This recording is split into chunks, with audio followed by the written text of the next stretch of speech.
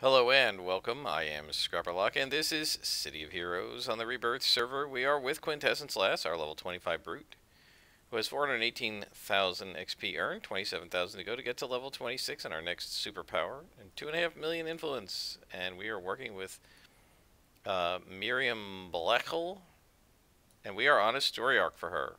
So we seem like we very well might be at the point where we're going to get the Scroll of Teoleku. So I think this may be it. Banished Pantheon cultists have been seen searching a warehouse. Whatever they're looking for must be very interesting because it reports the warriors are on the scene as well. Now, one thing I do need to do is grab some insight, some accuracy inspirations from Miriam, because the storm sorcerers make it very hard to hit them.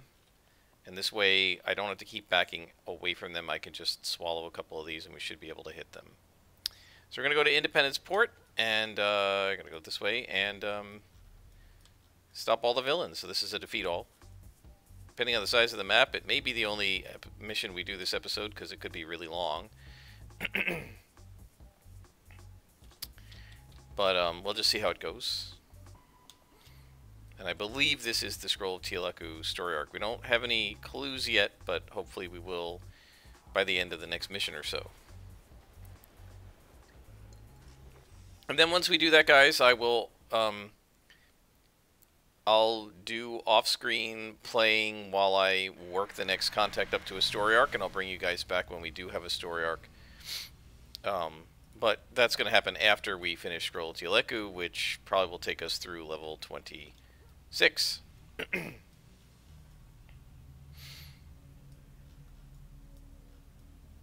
I really do like all the zones in Paragon City. They're all unique and interesting, and yet they all feel like part of the same city. The people who designed Paragon City really...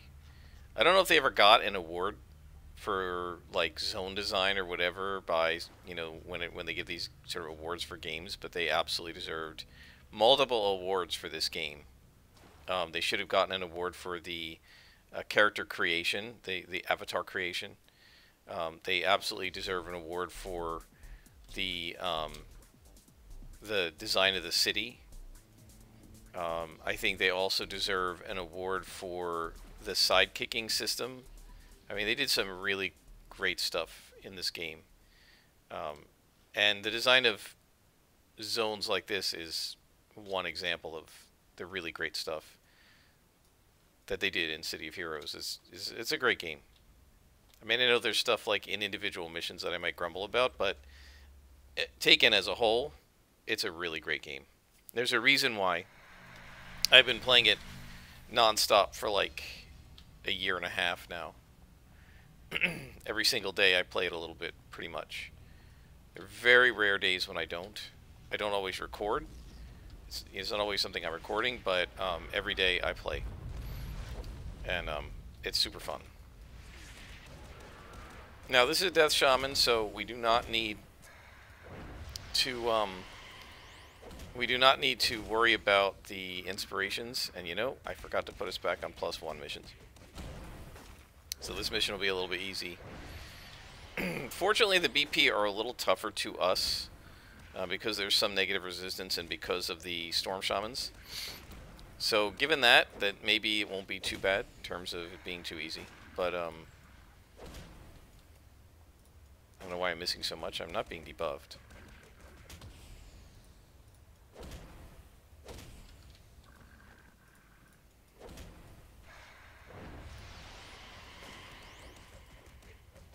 But you can see there's a massive negative energy defense there, right? They're like 50%. If we look at the combat thing. Shadow Maul. 20 points of smashing, 10 points of negative. So they have 50% negative resistance, which is quite considerable. Unfortunately, I think white cons are just going to be way too easy. And there's our first Storm Shaman. And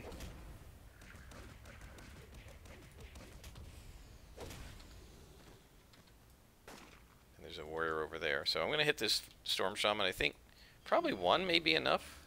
Oh no, it's not. It's a Death Shaman. Never mind. We didn't really need to do that. Death Shamans, of course, always summon these little guys.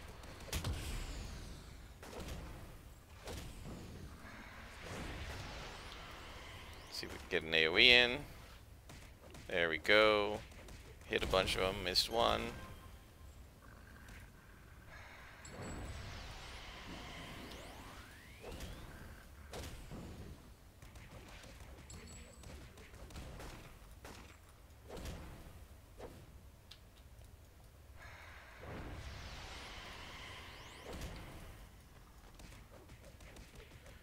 And that takes care of double spawns. Not bad.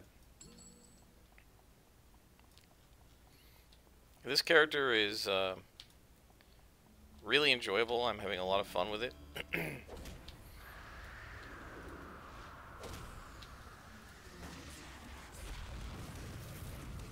The dark melee is awesome. Martial arts will always be my favorite power set, but dark melee is definitely up there. I'm really enjoying it. I like it a lot better than super strength, just in terms of the animations and what it can do.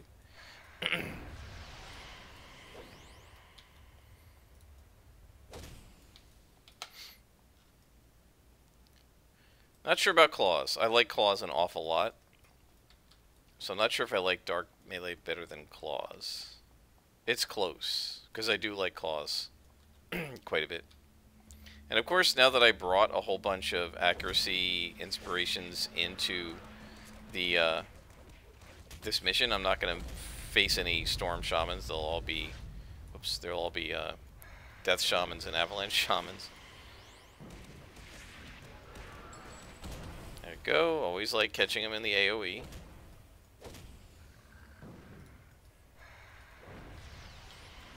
Shadow Maul, one of the best animations in the game. I think it's up there with Crane Kick, which is another animation I like a lot.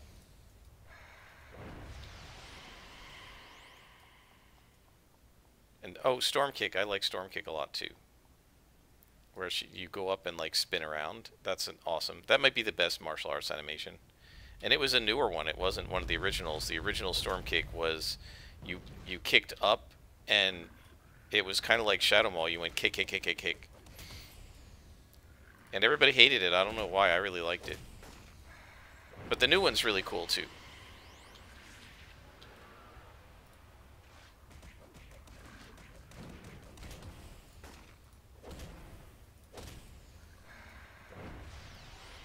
New one. It's been around for 90% of the life cycle of the game, plus all of the private server duration.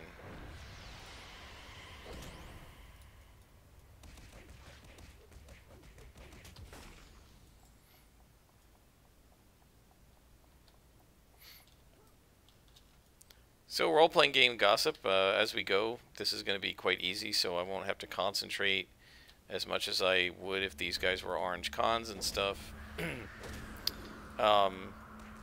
Yeah, I think it was a day or two before my recording of this that it was announced that 3 of the 4 primary people that you see as sort of the front-facing public face of D&D Beyond are all leaving. And then one person already left, James Hyke, who wrote all of their articles about like designing adventures and stuff. He was one of the more popular writers on the site, and there was another guy who actually generated a lot of controversy because he just wrote a bunch of, and I can't remember his name, but he wrote a bunch of satire, right? Just like spoof articles about D&D, a lot of comedy, and a lot of people complained that because he was doing them like every week, and they were often the top article. And like, you know, the current one right at the top of the page, and you start reading it, it's not serious, right? It's just all jokes and spoof and satire.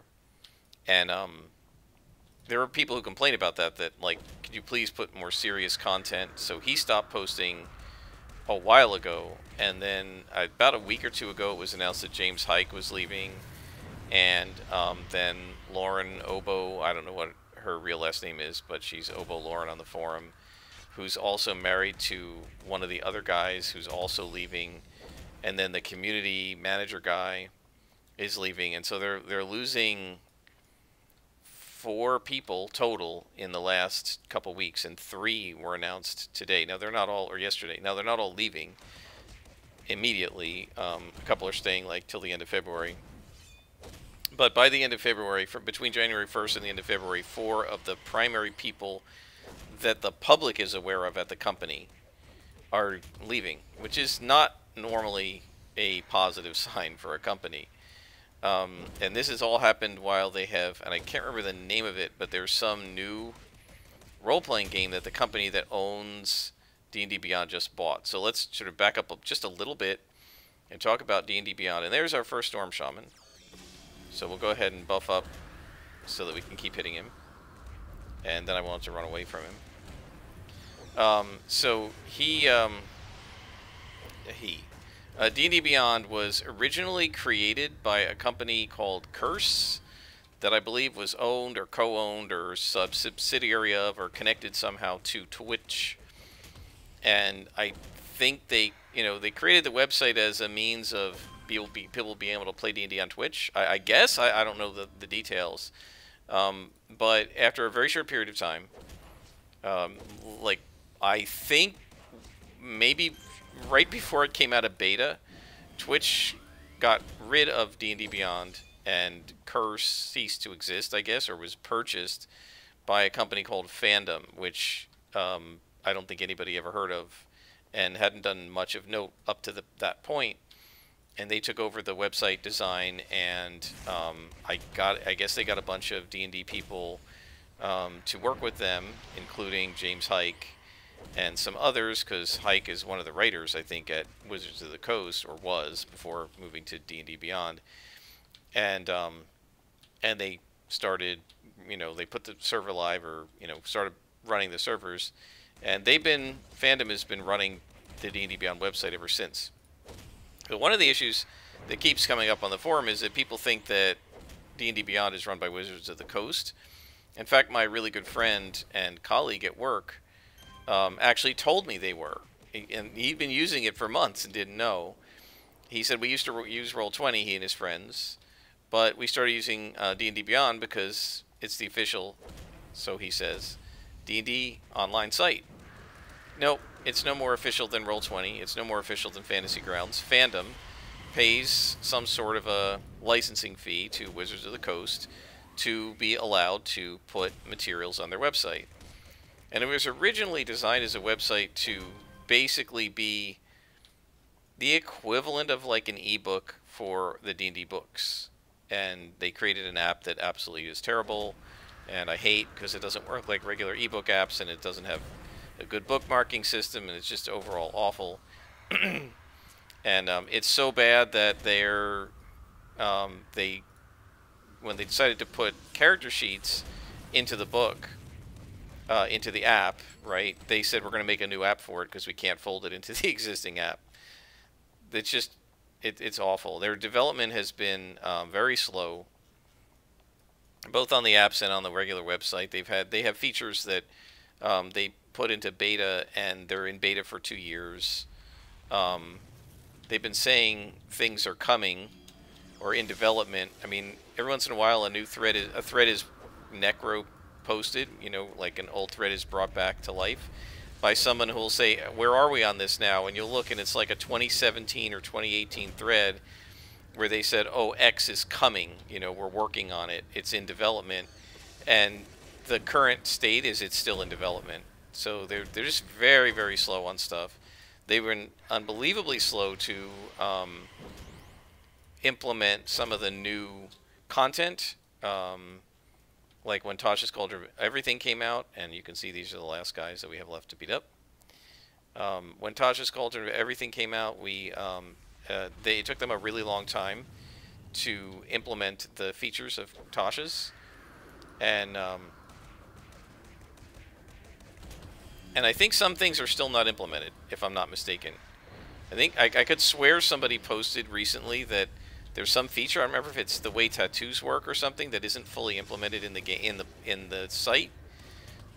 which is frustrating to the players who have tattoos, and um, so they've been very, very slow. I'm not actually a huge fan of the way they run things on the site. I use it because it's sort of practical to do, and my players like it, but I do almost everything in Foundry, Virtual Tabletop, because I find it just dramatically better. The problem with Foundry is it doesn't have any official support. It's not officially supported by Wizards of the Coast, so they can only use sort of the generically available content, and they can't put stuff from like Xanathar's Guide and whatever into Foundry. You have to like manually do it. But I'll take it because it's so much nicer of an interface. Anyway, let's talk to Miriam Blechel, and then I'll continue the story. She says, so the warriors were searching for the Scroll of Teoleku. That's what we want.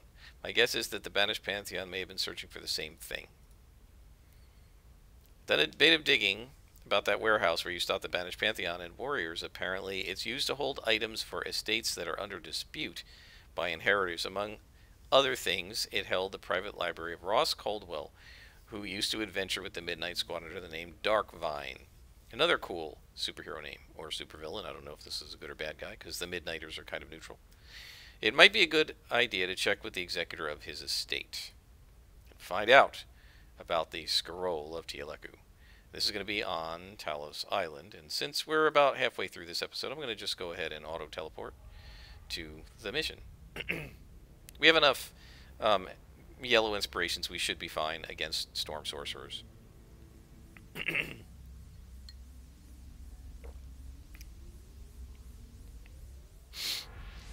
So anyway, if we continue the story, Fandom has owned D&D Beyond for a couple years, and they've been pretty slow in the development, but it's a workable enough site that a lot of people use it. And you may recall that I'm not sure if I mentioned this. I'm fairly sure I did, that there are folks who play D&D because of D&D Beyond, right? That they like the D&D Beyond website. They found the D&D Beyond website through Critical Role or through an internet search, and they pretty much exclusively buy things on the website. They don't even own any of the physical books. It's unlike me, where I buy the physical books and then I'll buy them again on the website if I want to, but I always have physical books. And you have these front-facing people like Lauren Oboe and James Hyke and Lauren's husband Todd Krennic or something, and these folks are the face of D&D Beyond, and pretty much the main face. They even like do excuse me, streaming games that are, you know, not Critical Role, but they're done, you know, presented in the same way, where you have a bunch of players and a DM and they're recording it and you're watching, and they've done many episodes, and we have 7 workers to save. And so those people are all leaving all at once. And so several of the folks who have been talking about, well, I play D&D because of this website, and I don't play Savage Worlds because they don't have a D&D Beyond type website. And so they want... They like the website, and that's why they play D&D. Well, they're upset now because they're saying, does this mean that we're going to have... is this website going away? Is the company in trouble? Are these people jumping ship? What's going on? So, of course, there's a lot of damage control going on in the D&D Beyond forums about, no, you know, we're not going anywhere. But one of the comments that somebody made was, apparently Fandom has bought Lock, Stock, and Barrel, a different role-playing game that's much smaller, and now it's not just that they contract like with D&D Beyond, but they actually own the game.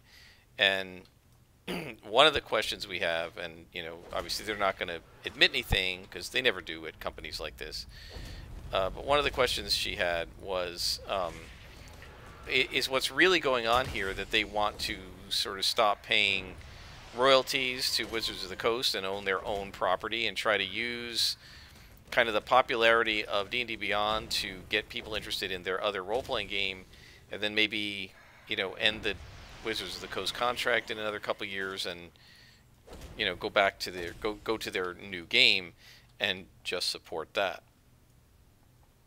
But the other issue they have is that it's becoming pretty clear, because of the changes that Wizards of the Coast is making to D&D, not just with racial stat bonuses, but lots of other changes. It's becoming pretty clear to most people who are being rational that the D&D is due for another edition at this point. Now, I know a lot of people, especially the people who are invested in 5th edition, don't want to see another edition. They don't want all their books to go to waste. People are talking about whether they could make an edition that's backwards compatible. But I think it's pretty clear.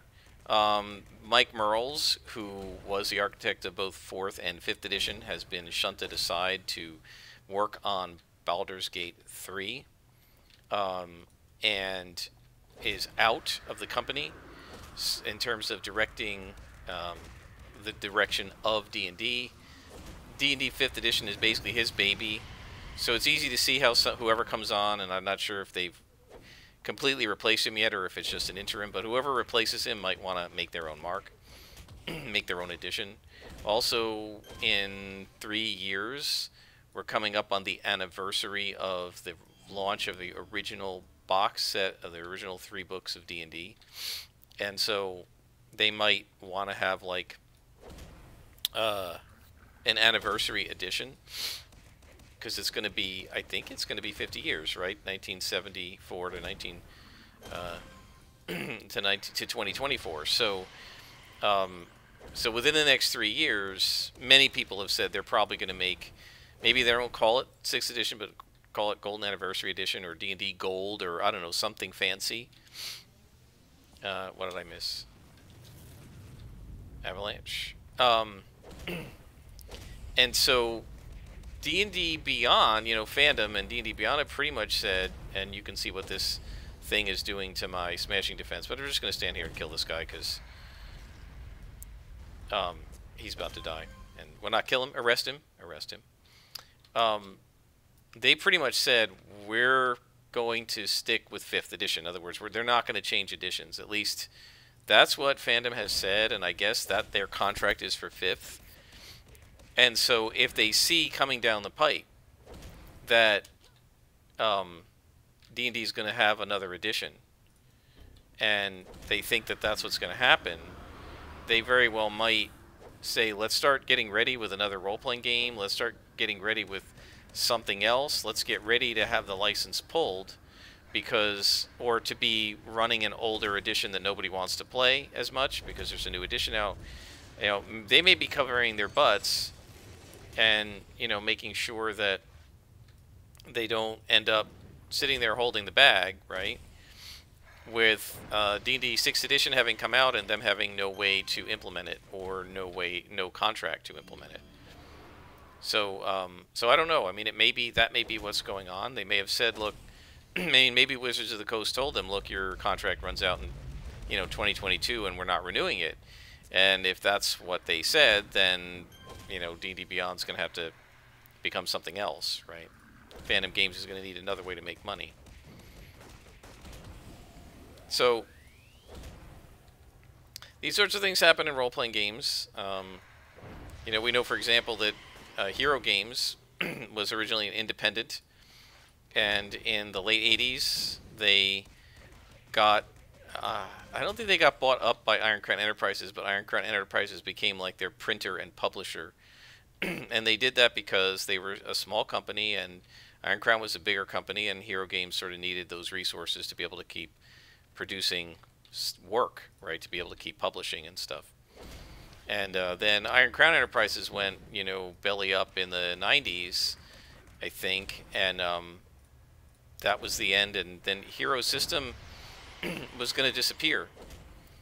And there was a group of players led by a guy named Steve Long in California who, I guess, they cobbled the money together. Maybe they got a loan, whatever. They contacted Steve Peterson and George McDonald, who were the creators of Champions, and thus the Hero System, and said, you know, we'll buy it from you.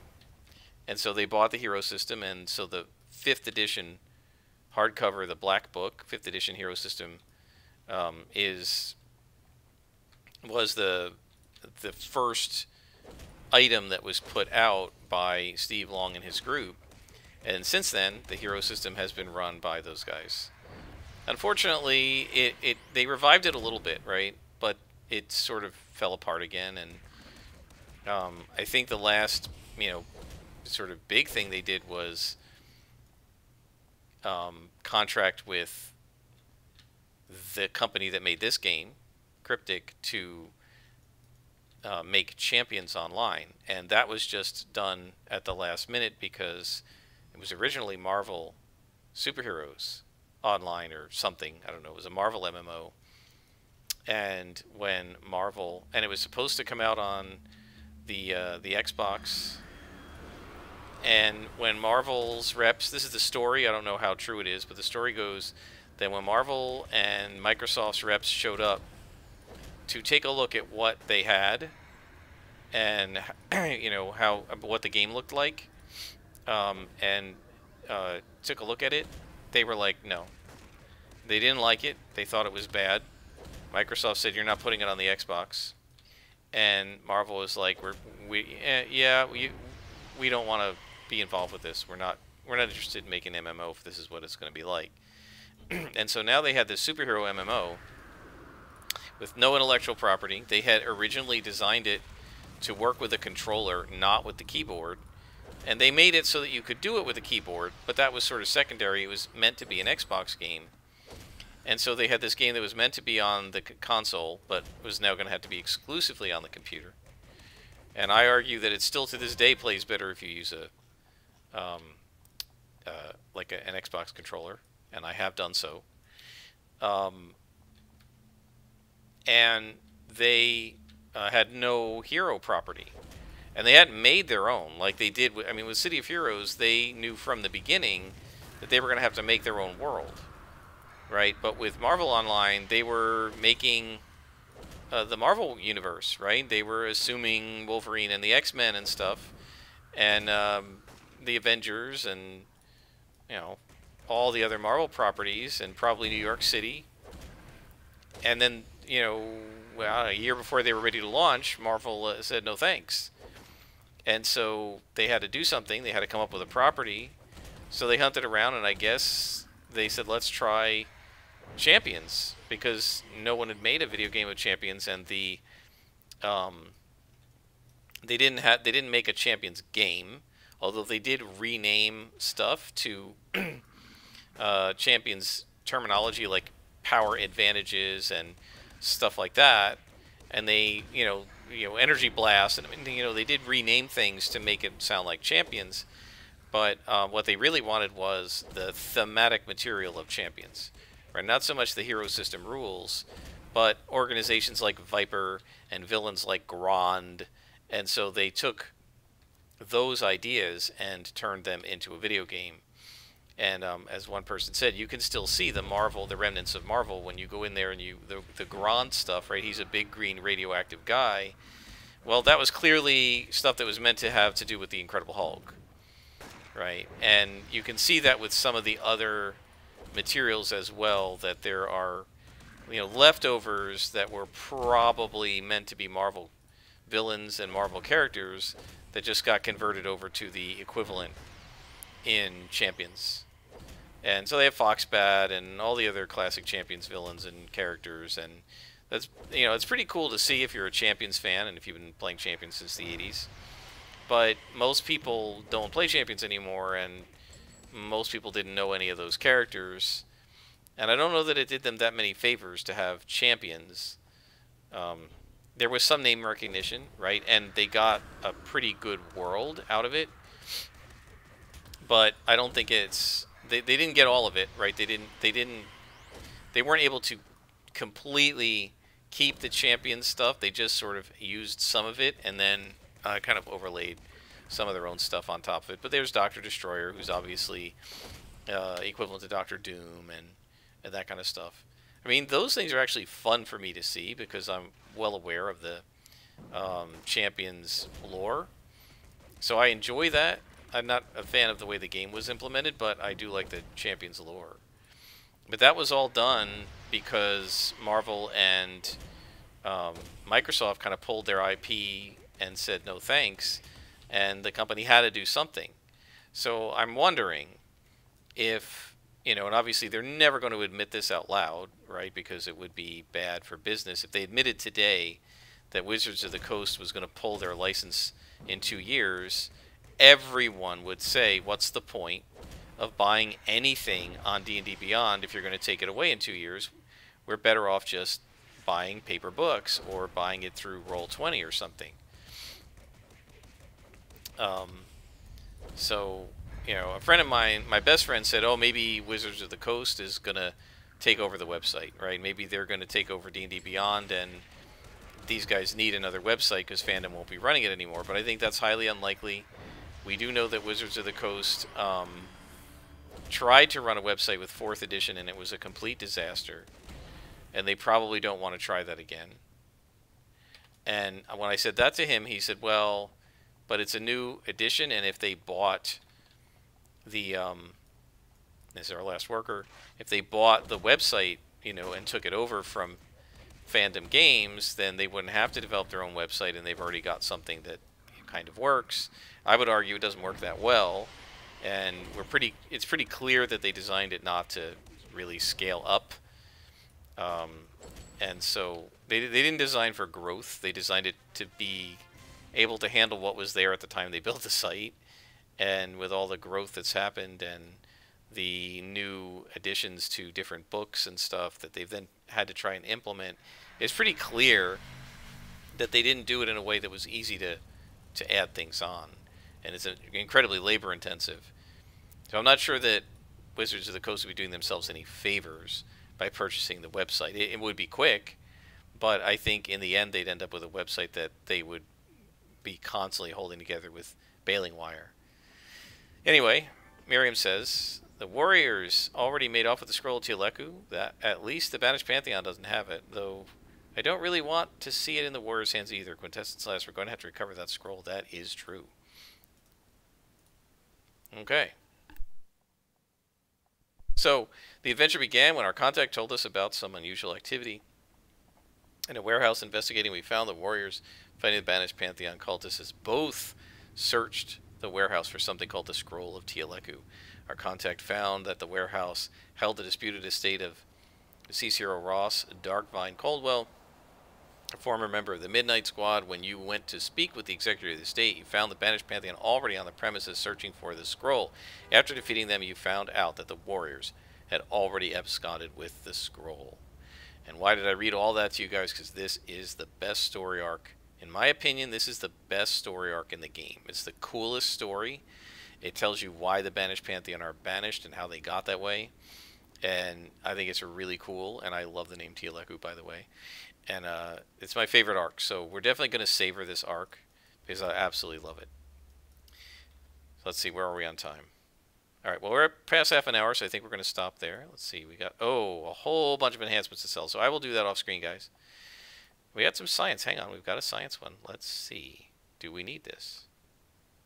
Yeah, we could put this on Shadow Punch and reduce the endurance cost of Shadow Punch. We'll take it. I mean, it's going to expire in another level or two, but it's a free enhancement, so that's fine. Got a bunch of salvage, including some orange.